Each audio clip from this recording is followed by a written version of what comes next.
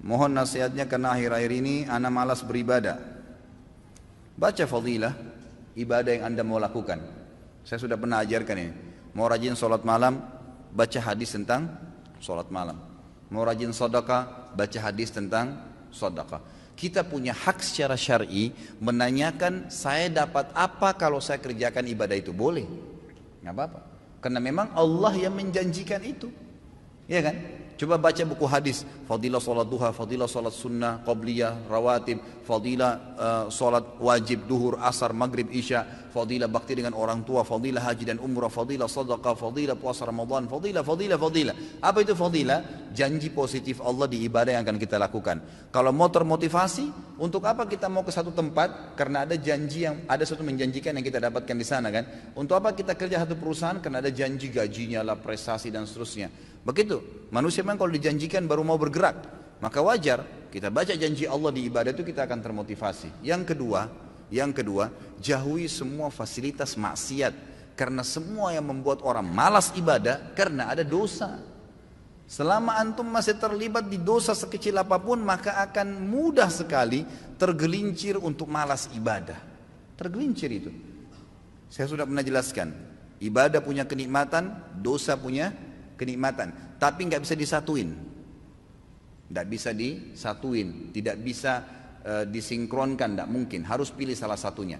Seseorang, saya kasih contoh, seorang wanita terbiasa pakai jilbab, rapi, dia sudah merasakan nikmatnya ibadah itu. Tiba-tiba kedatangan satu orang laki-laki di rumahnya, sepupunya atau yang bukan mahramnya, lalu dia kelihatan tidak pakai jilbab. Bagaimana perasaan dia sebagai muslimah? Merasa berdosa, merasa bersalah. Kenapa tadi rambut saya dilihat ya? Kenapa? Karena ibadah menutup aurat sudah dia rasakan nikmatnya, dan membuka aurat yang maksiat hilang kenikmatannya, dibenci sama dia. Kalau kenikmatan ibadah ada, kenikmatan maksiat hilang. Kan? Terbiasa menutup aurat membuat orang jadi tidak mau buka aurat, gitu kan? Terbiasa sholat berjamaah di masjid membuat orang menyasa bersalah, atau terbiasa sholat aja deh. Ya, kira-kira kalau orang sudah rutin sholat 5 waktu, dia sudah tahu fadilahnya dan ancamannya kalau dia tinggalkan, apakah dia mau tinggalkan sholat berjamaah, sholat wajib? Nggak mungkin, gitu kan? Karena kenikmatan ibadah ini sudah ada. Tapi kalau kita balik, kalau ada orang merasa nikmat dengan maksiat, nikmat dengan panjang, nikmat merasa riba, haram, kezaliman, nikmat dengan zinanya, nikmat dengan dia makannya, dia memaksa. Tapi kalau malam itu waktu berat, itu masih lucu dan buru dari dikerjakan, nggak bisa. Makanya kata kunci yang kedua adalah jauhi kemaksiatan. Maka kenikmatan ibadah akan didapatkan. Yang pertama, bekali diri dulu dengan ilmunya.